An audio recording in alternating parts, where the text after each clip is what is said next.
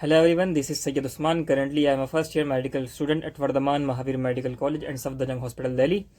और यार ये टॉपिक जो है ये काफ़ी ही इंटरेस्टिंग टॉपिक है क्योंकि जो है ना जैसे जैसे रमज़ान करीब आते हैं हम सबकी टेंशनें बढ़ती जाती हैं कि यार कैसे करना है, क्या करना है, रमज़ानों में क्या करना है, रमज़ानों में टाइम जाता है ज़्यादा, रमज़ानों में सब कुछ करना पड़ता है। ठीक है, तो यार ये सारी चीज़ें जो है ना यार थोड़ी बहुत चीज़ें तो डराती हैं, लेकिन यार ऐसा नहीं है कि तुम कर नहीं सकते, सब कुछ कर सकते हो। फॉर एग्जांपल मैं अपना एग्जांपल दे रहा हूँ, इसका मतलब ये नहीं कि यार मैं बहुत बहुत बड़ा हूँ और बहुत महान हूँ। कुछ नहीं है ऐसा यार, सबकी फटती है, सबको डर लगता है, सबकी चीज़ें जो है ना हाथों से बाहर चली जाती हैं। ठीक है, things are getting out of hand वाली जो चीज़ होती है ना वो सबके साथ होती है, things are getting out of hand. तो यार ऐसा नहीं है कि मैं बहुत महान हूँ, लेकिन मैं अपनी स्टोरी बताता हूँ तुम्हें। जब नीट 2022 का मैंने पेपर दिया था तो मैंने जो है कुरान नहीं सुनाया था। मैं एक हाफिज़ हूँ तो मैंने कुरान नहीं सुनाया था। जो मुसलमान होंगे, मुसलमान भाई जो हैं उनको पता होगा कि हाफिज़ क्या करते हैं, वो कुरान सुनाते हैं पूरा बिना देखे तरावी में। तो नीट 2022 में मैंने वो नहीं सुनाया था कि मुझे डर था कि कहीं यार मेरी पढ़ाई अफेक्ट होगी। ठीक है, तो मैंने नहीं सुनाया था और मेरा सिलेक्शन उस साल नहीं हुआ था। ठीक है, उस साल मेरा सिलेक्शन नहीं हुआ था, मैंने तरावी नहीं सुनाई। उससे पहले मैं सुना रहा था, 4 साल मैंने सुनाई है उससे पहले तरावी, 4 साल से लगातार सुना रहा था, लेकिन उस साल मैंने छोड़ दी थी कि नीट की वजह से कि यार हो सकता है मेरा नीट अफेक्ट हो, और मैंने नहीं सुनाई, फिर भी मेरा सिलेक्शन नहीं हुआ।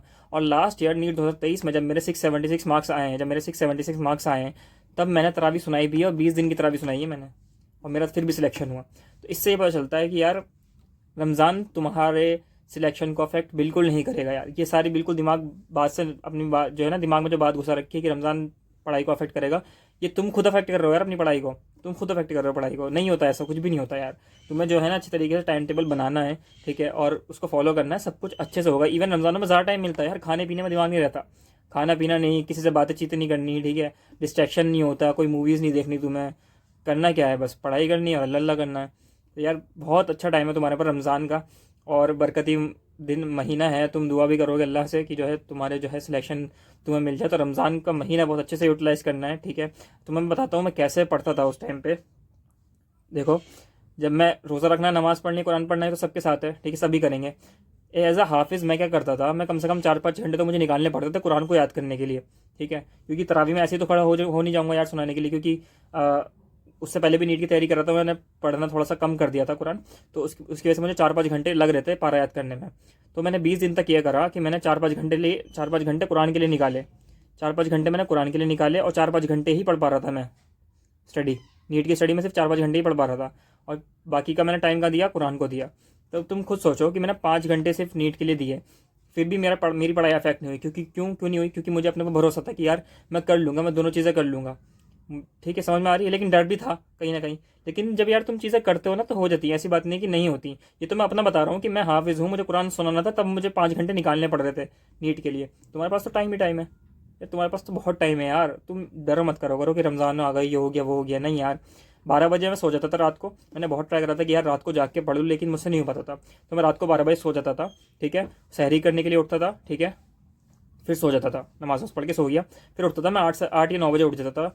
तो 8-9 बजे जो है उसके बाद जो है मैं कुरान याद करता था, जो बेसिकली जो 4-5 घंटे वाले थे ना वो मैं यहाँ पे निकालता था सुबह 8-9 बजे से लेकर जोहर तक। तो यहाँ पे मैं जो है अपने पारे याद कर लेता था। उसके बाद जोहर से मैं मगरिब तक पढ़ता था, अपने नीट की तैयारी करता था, जो भी पढ़ना होता था मुझे, चैप्टर रिवाइज करना है, क्वेश्चन लगाने, वो मैं जोहर से मगरिब तक कर रहा था। फिर उसके बाद जो है मगरिब के बाद मुझे दोबारा रिवाइज करना पड़ता था कुरान, क्योंकि जो है ईशा में पारा सुनाना है, तरावी में सुनाना है, तो उसके पहले रिवाइज करना पड़ेगा। तो वो सुनाता था, तरावी सुनाते तो टाइम हो जाता था अच्छा खासा, 10 बजे थे तकरीबन, 9, 9, 10 बजे थे। फिर 10 से लेके 12 बजे तक मैं जो है फिर पढ़ता था, नीट की तैयारी करता। तो मुश्किल से मैं 6 से 7 घंटे ही निकाल पा रहा था नीट के लिए। लेकिन इससे ये पता चला कि यार ऐसा नहीं है कि तुम जो है कुछ कर नहीं सकते साथ में। मैंने सब कुछ करा, मैंने तरावी भी सुनाई, तभी मेरा सिलेक्शन हो गया। तो बस डिपेंड ये करता है मेरे भाई, और कि तुम अपने ऊपर कितना कॉन्फिडेंस है और तुम कितना भरोसा रखते हो कि यार तुम सारी चीज़ें करके भी जो है तुम नीट निकाल लोगे, है ना। आ रही समझ में क्या कहना चाह रहा हूँ मैं? मतलब टाइम बाउंडेड पढ़ाई नहीं है भाई। द थिंग इज़, तुम्हें मेहनत से करनी है सारी चीज़ें, और तुम्हें अपने ऊपर बिलीव रख के करनी है सारी चीज़ें। ऐसा नहीं है कि यार कुछ भी तुम कर रहे हो रैंडमली ना यार, तुम करोगे तो तुम्हारा सिलेक्शन होगा यार, जिसने मेहनत करी उसका सिलेक्शन होगा।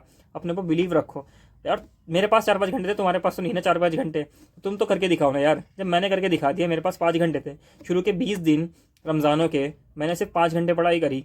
इवन मैं रोज़ा रख के टेस्ट देने भी जाता था, एलन का टेस्ट देने जाता था सेंटर पे, टेस्ट देने गया, ठीक है, सेंटर पे, फिर रात को आके तरावी सुनानी है।